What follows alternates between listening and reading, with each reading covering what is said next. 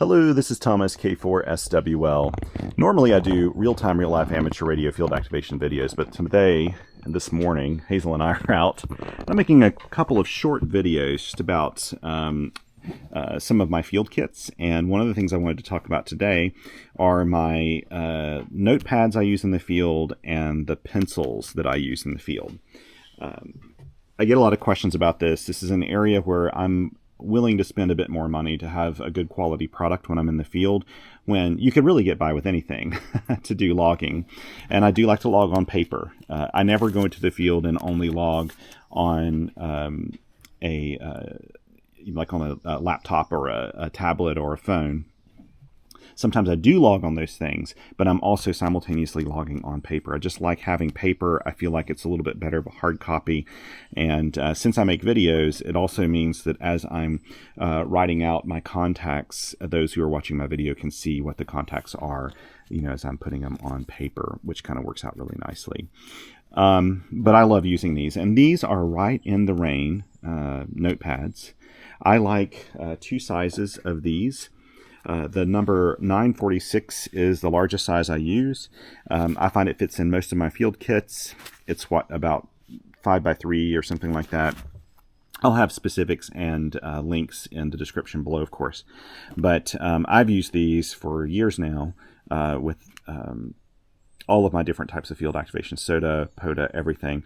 And some people say, well, I just don't go out and activate in the rain, and I try not to, but sometimes when I go out, rain happens.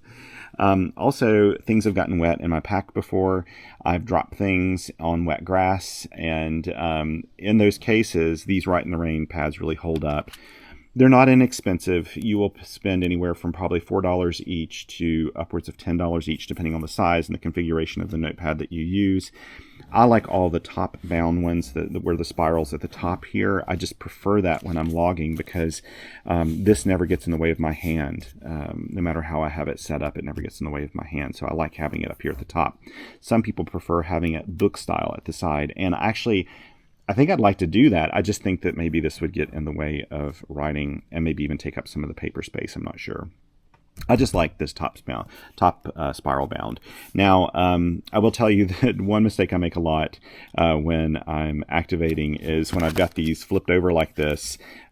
Sometimes later when I'm transcribing my logs or something, I'll flip it the wrong way and put the wrong call signs in and have to go back because I'm actually not going in the order that I need to go in, because it's not bound on the side.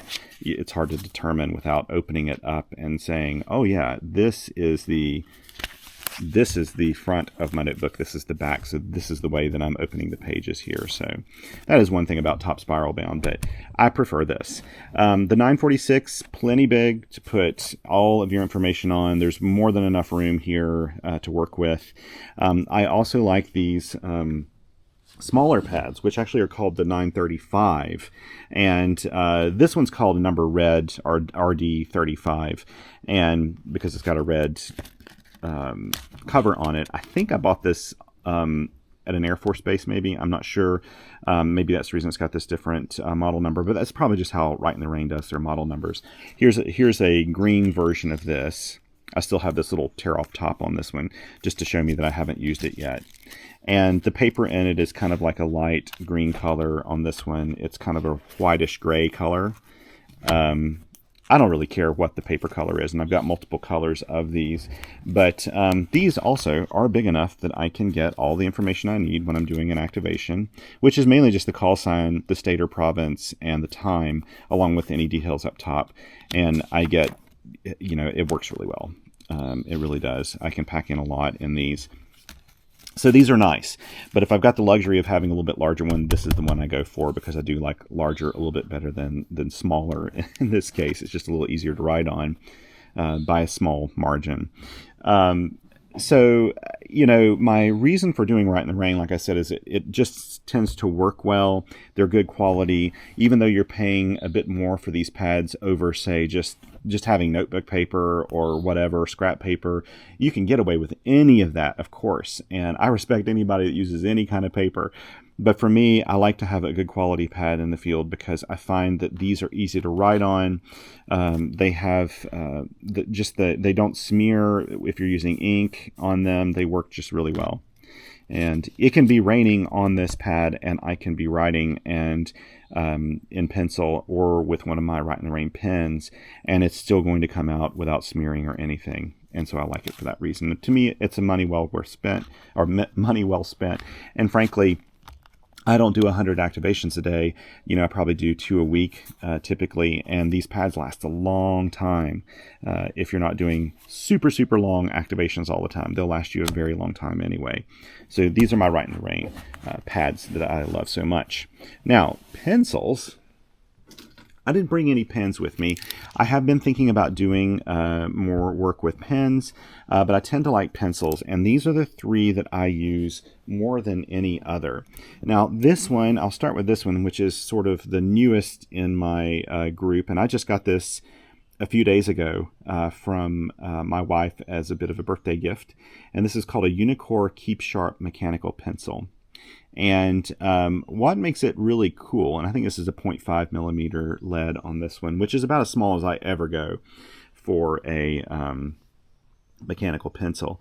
But what's great about this one is it has like this little kind of clutch system in here that rotates the lead as you use it. So the lead looks like it stays sharp all the time. And it works really well. I've been using it a lot just writing notes in my shack, and I'm really impressed with how well it works. I don't understand how that clutch system works, but it works well. These are also relatively affordable, and so yeah, I like them. But I haven't taken it to the field yet, but I will be. I will put this in one of my field kits and use it. Very impressed with them.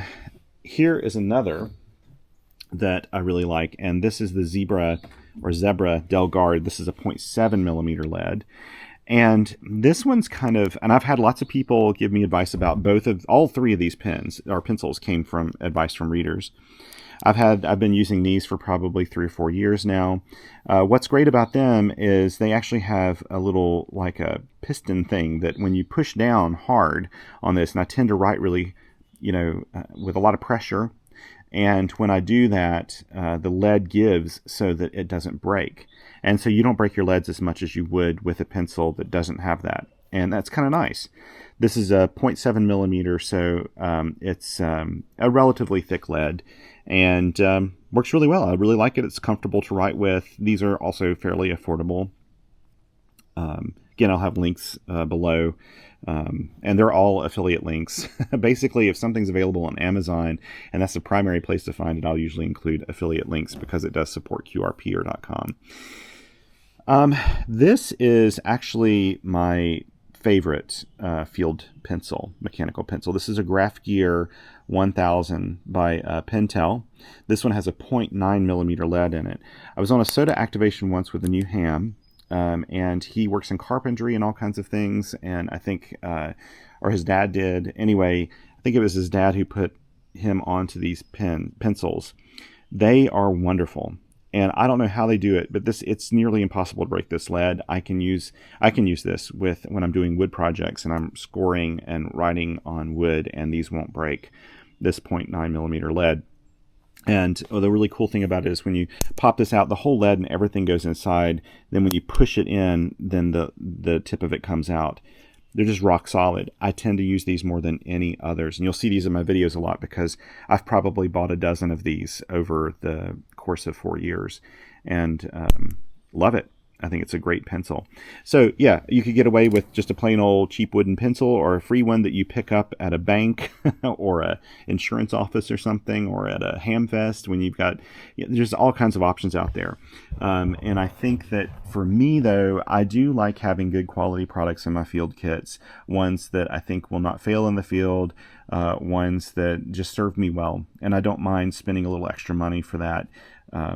And this is one of those areas I'll do that. It's really funny, but over the years of running QRPeer and my channel, I've learned that there are lots and lots of people out there who really pay a lot of attention to the types of pens and pencils they use and the paper that they use in the field. And I think it's because those of us who do this a lot doing field work a whole lot, it starts to matter more and more. It's not just about grabbing, some scrap paper on the way out the door.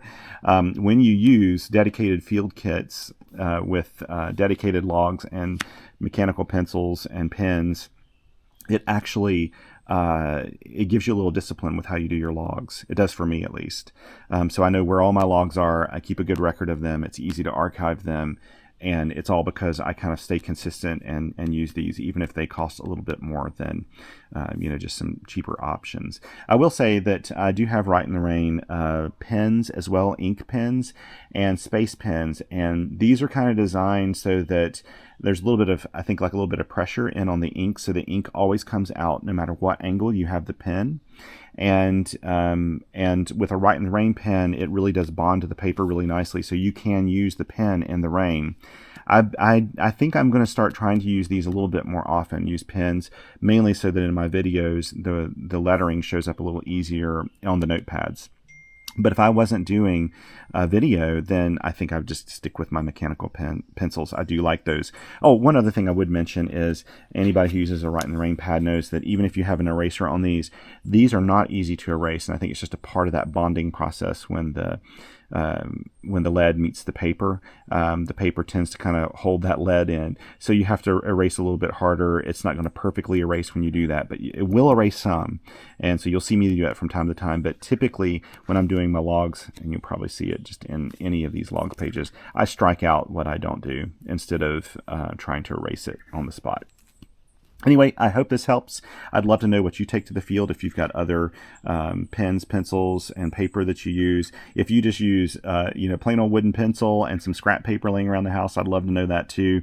But those of you who really like to have your particular about your logbooks and your pencils and pens, I'd love to know what you use. Thank you so much for joining me today. Take care of one another out there, and until next time, 7 twos.